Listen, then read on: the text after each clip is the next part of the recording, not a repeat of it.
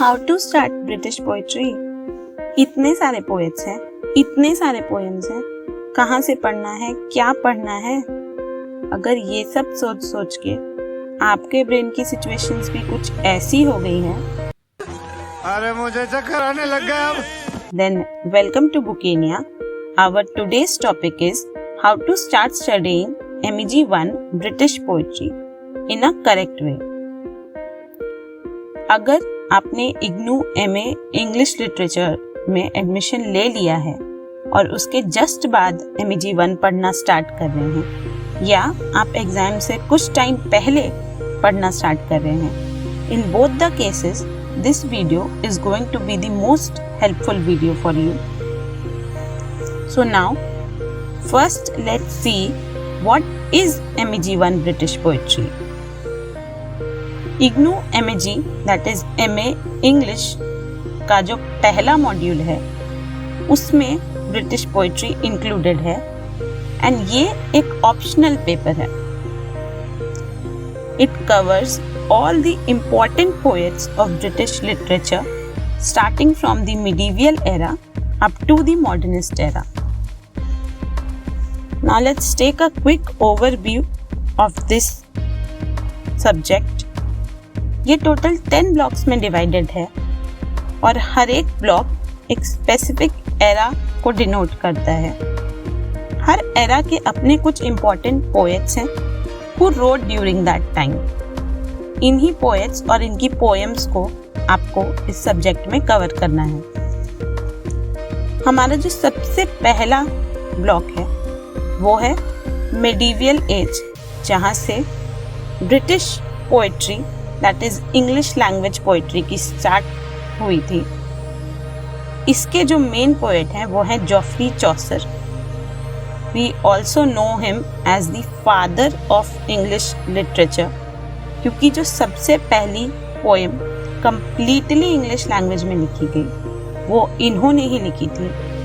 अब इन सभी पोएट्स के इम्पोर्टेंट पोएम्स को हम हमारे नेक्स्ट वीडियो में डिस्कस करेंगे, अदरवाइज ये वीडियो कुछ ज़्यादा लंबी हो जाएगी. Then our next block that is block 2 is about the English Renaissance age and the poet is Edmund Spenser.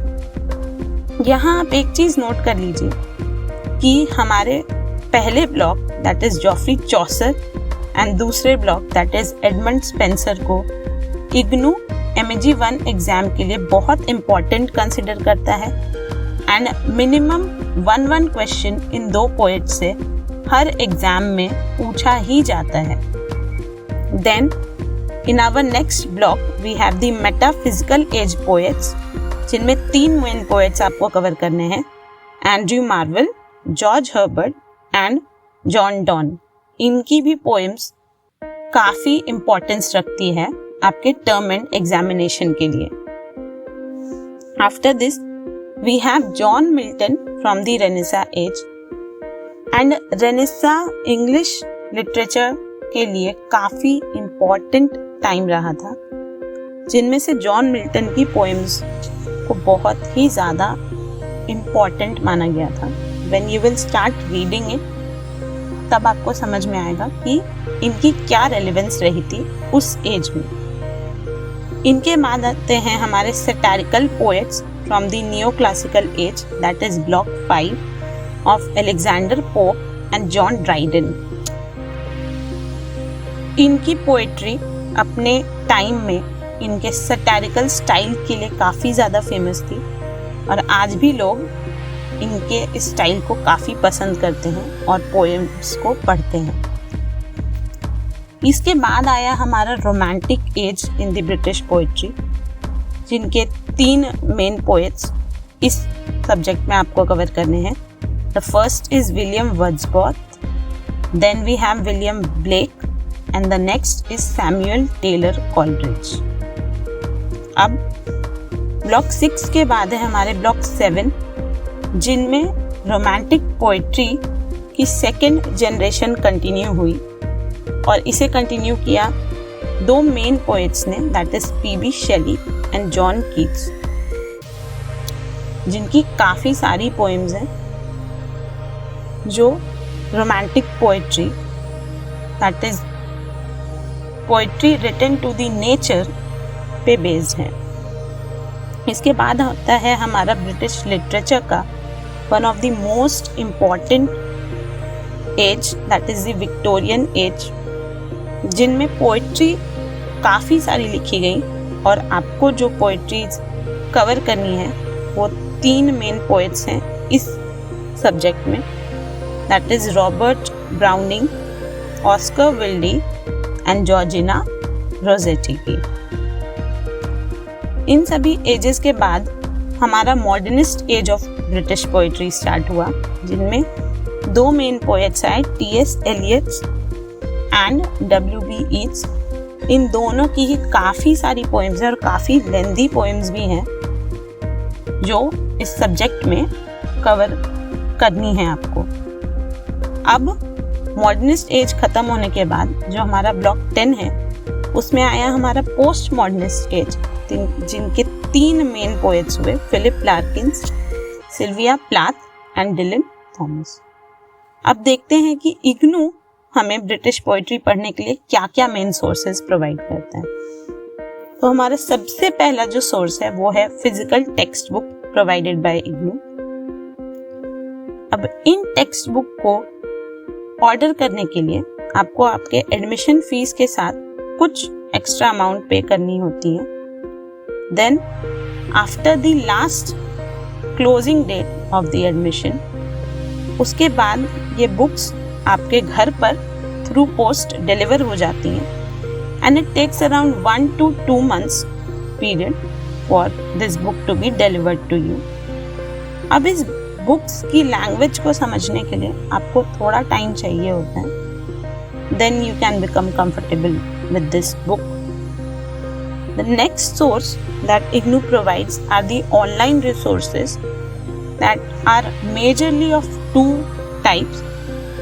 पहला है हमारा इग्नू का e-content app and the next is the e-Gyankosh app. अब ये दोनों ही app completely free of cost available हैं सारे ही स्टूडेंट्स के लिए।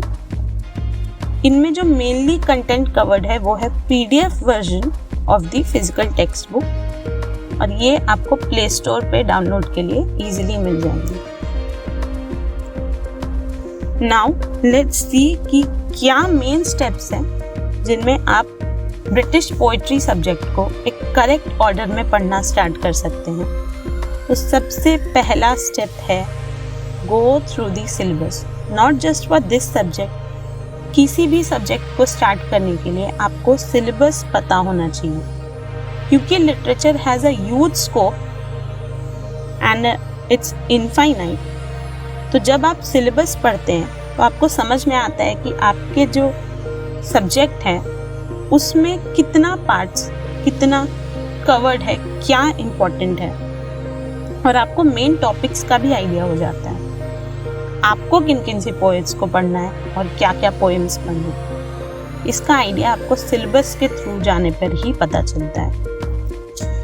And it also gives you the blueprint based on which you can start studying your subject.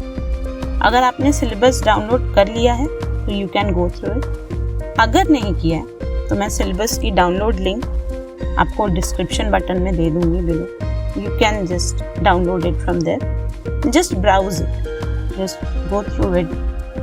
देखिए कि 10 ब्लॉक्स में क्या क्या लिखा है, क्या क्या कवर्ड है, सो दैट आपका एक ब्लूप्रिंट तैयार हो जाए। नेक्स्ट जो आपको काम करना है, analyse the previous year papers. अब आप यहाँ ये सोच रहे होंगे कि एज अ बिगिनर अभी मैंने जस्ट स्टार्ट किया है, अभी से previous year paper analysis, then yes, this is the correct time to start analysing the previous year papers. अब इससे होगा क्या, पहले तो आपको ये पता चल जाएगा कि कितने टाइप्स के क्वेश्चंस पूछी जाती हैं एग्जाम में। कुछ एक स्पेसिफिक टाइप की क्वेश्चंस हैं, एक फॉर्मेट है जिनमें क्वेश्चंस पूछी जाती हैं, तो you will get idea about it. Next, most repeated topics. कुछ ऐसे पोएट्स हैं और पोएम्स हैं, जैसा कि मैंने पहले भी बताया, जिनको इग्नू हर साल रिपीट करता है, और अगर आपको दिसंबर 2024 प्रीवियस ईयर पेपर का एनालिसिस देखना है और ये जानना है कि एनालिसिस कैसे की जाती है, तो मैंने इसका कंप्लीट एनालिसिस अपने प्रीवियस वीडियो में किया है, that is the frequently repeated topics, या कहाँ से पूछा गया, क्वेश्चन इजी था, एवरेज था या टफ था।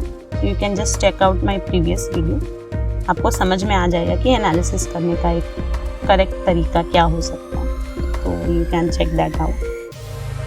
एंड द थर्ड स्टेप जो ब्रिटिश पोइट्री पढ़ने के लिए सबसे ज़्यादा इम्पॉर्टेंट है, वो है learn all the important poets and their poems, not just in a serial way but according to their respective ages. याद तो करनी है, पर किस एज में कौन से पोएट थे और उन्होंने कैसी पोएम्स लिखी, ये भी आपको याद करना होगा। It's not that tough. और इसका जो सबसे बड़ा एडवांटेज है, that is it helps in scoring more marks. अब ये कैसे होता है, ये मैं अपकमिंग वीडियो में, जो कि है about all the important poets and poem of British poetry covered in one video, वहाँ मैं ऐसे डिटेल में आपको बताऊंगी कि आपको कैसे करना है और क्या करना है। So for now I hope आपको ये 3 स्टेप्स समझ आई होंगी and you can now begin studying your video. So thank you for watching. If you found this video helpful, consider liking, sharing this video with your fellow MEG students, and subscribe to Bookenia, because we are coming up with a lots of video that are going to be very, very helpful for you. So thank you for watching.